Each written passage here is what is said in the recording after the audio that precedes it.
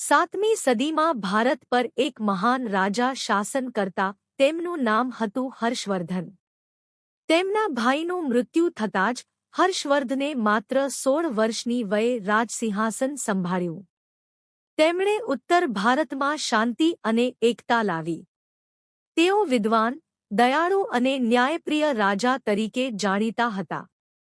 તેમણે અસ્પતાલો, શાળાઓ અને સાધુસંતો માટે ધર્મશાળાઓ બનાવ્યા. હર્ષ રાજા હિન્દુ ધર્મના અનુયાયી હતા, પણ તેમણે બૌદ્ધ ધર્મને પણ પૂરેપૂરો માન આપ્યો.